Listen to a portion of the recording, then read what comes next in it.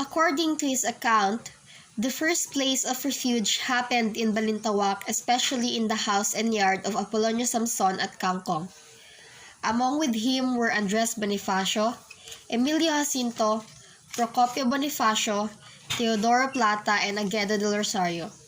Aside from them, Bricio Pantas, Alejandro Santiago, Ramon Bernardo, Apolonio Samson, and others were also there.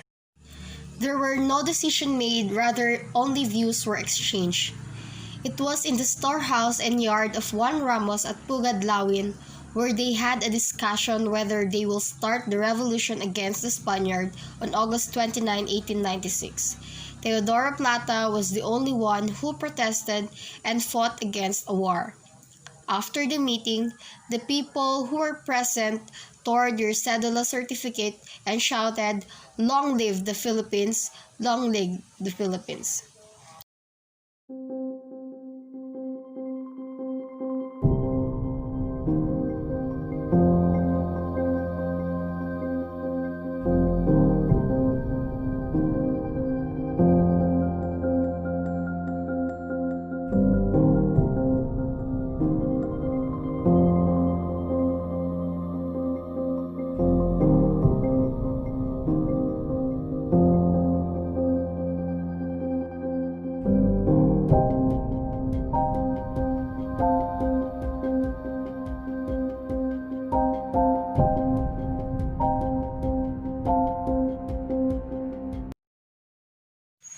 According to his account, they started their journey at about 11 at night until they reached the house of Apolonio Samson in Kangkong, where they rest and warm themselves.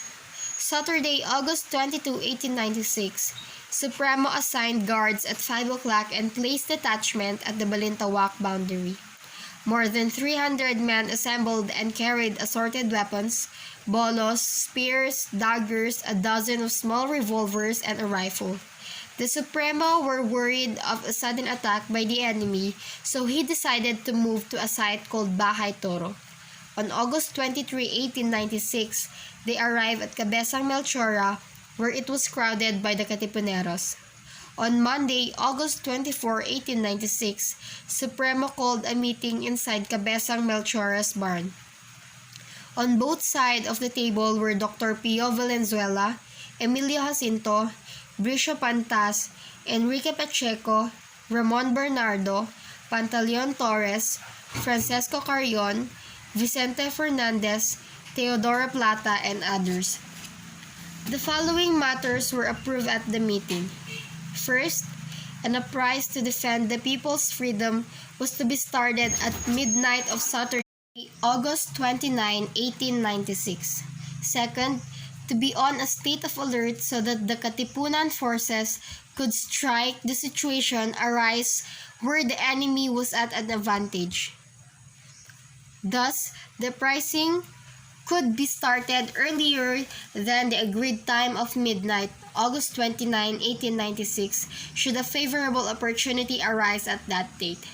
Everyone should steel himself and be resolute in the struggle that was imminent. Third, the immediate objective was the capture of Manila. After the meeting had adjourned at 12 noon, the people were shouting, "Long live the sons of people!"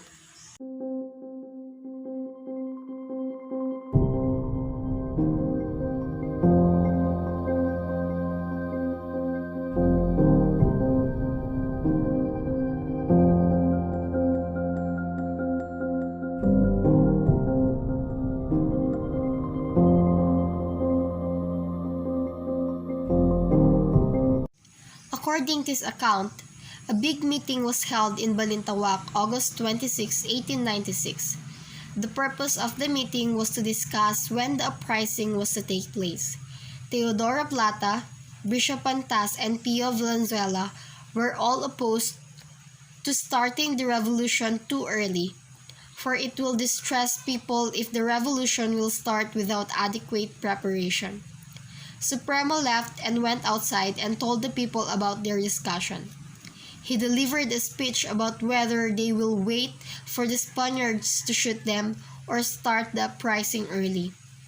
When the people's pledge was obtained by Bonifacio, he returned inside and informed the leaders. The board directors voted for a revolution and the people outside shouted, "Long live the Philippine Republic!"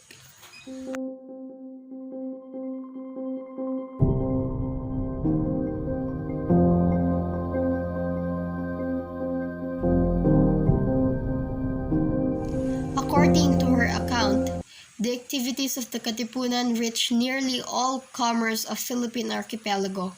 So when its existence was discovered and some of the members arrested, they immediately returned to Caloocan.